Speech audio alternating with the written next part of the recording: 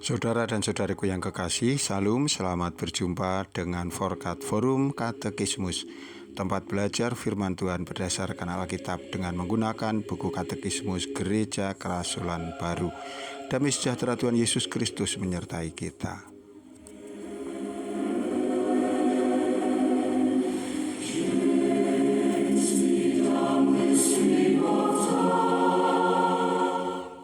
Kita sampai pada soal nomor 128.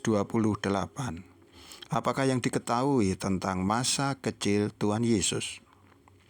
Injil Lukas pasal 2 ayat 52 menyatakan bahwa Yesus bertambah-tambah di dalam hikmat dan besarnya dan dikasihi oleh Allah dan manusia. Juga di dalam Lukas pasal 2 ayat 41 sampai dengan 49, kita membaca bahwa Yesus yang berusia 12 tahun telah bercakap-cakap dengan alim ulama di Bait Suci Yerusalem, yang mereka sangat heran akan kecerdasannya dan segala jawab yang diberikannya. Tertulis Lukas 2 ayat 52 demikian. Dan Yesus makin bertambah besar dan bertambah hikmatnya dan besarnya, dan makin dikasihi oleh Allah dan manusia.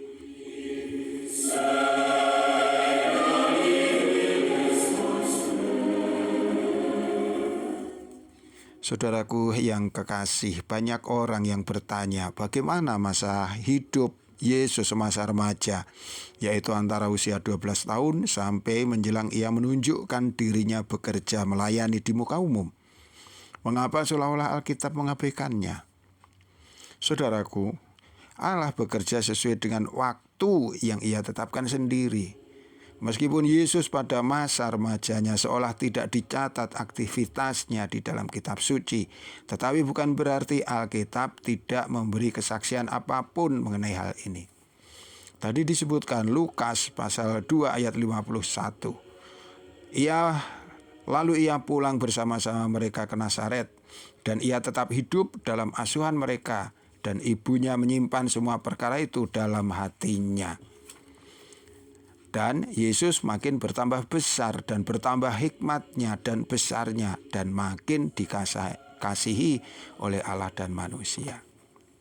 Saudaraku, bagian Alkitab di atas memberikan sebuah kesaksian yang cukup jelas bahwa pada masa remajanya Yesus tampil sebagai seorang remaja yang mulia dan baik. Dikatakan ia tetap hidup dalam asuhan mereka, yaitu Yusuf dan Maria. Ini menunjukkan bahwa pada masa remajanya Yesus adalah seorang yang menurut dan taat kepada orang tua.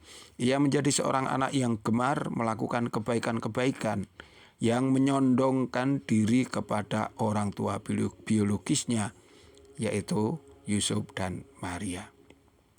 Di sana dikatakan juga, dan ibunya menyimpan semua perkara itu di dalam hatinya.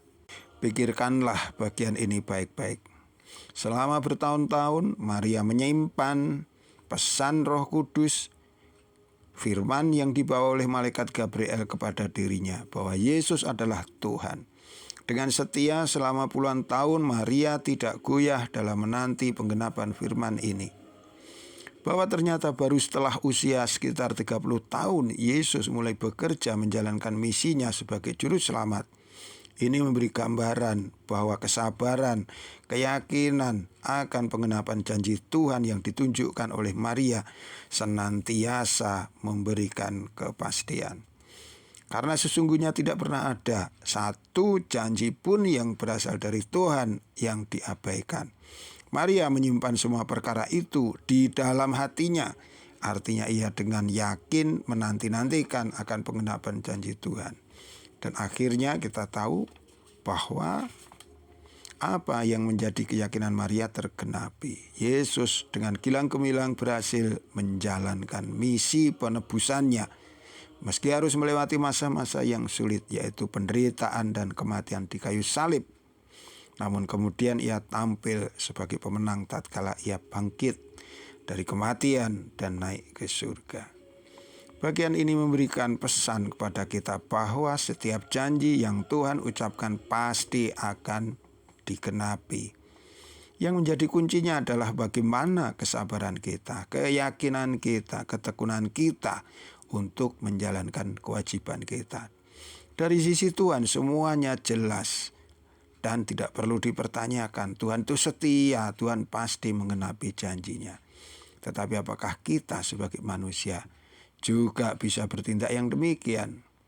Janji-janji Tuhan untuk masa depan kita jelas, Ia akan datang kembali. Ia akan menjemput mereka yang hidup setia di hadapannya. Ia akan membawa mereka ke tempat di mana Ia telah mempersiapkan, agar di mana Tuhan berada, kita juga boleh berada bersama dengan Dia. Telah ribuan tahun orang menantikan janji ini, tetapi sebagaimana Maria, kita hendaknya tidak tinggal diam dan menjadi acuh tak acuh, melainkan kita simpan di dalam hati pesan Tuhan ini, janji Tuhan ini. Kita jadikan sebagai sebuah inspirasi, biar itu menguasai pikiran kita dan menentukan sikap hidup kita. Kita menunjukkan kesetiaan bukan hanya di dalam doa-doa, melainkan juga di dalam kehidupan yang nyata, dalam sikap hidup yang berkenan di hadapan Tuhan. Saudaraku, janji Tuhan seringkali juga bersifat sangat pribadi, di mana itu diucapkan khusus untuk kita sendiri. Ini juga tidak akan pernah terlewatkan. Tuhan pasti menggenapinya. Tinggal bagaimana kita memposisikan diri kita untuk setia, yakin, dan percaya. Ini misalnya ada di dalam janji Tuhan untuk mengampuni dosa-dosa kita, atau janji berkat pada setiap kebaktian yang kita terima secara pribadi. Di sana damai sejahtera Tuhan akan senantiasa ditaruhkan dan menjadi nyata jika kita menerimanya dengan percaya. Tuhan memberkati kita. Sampai jumpa.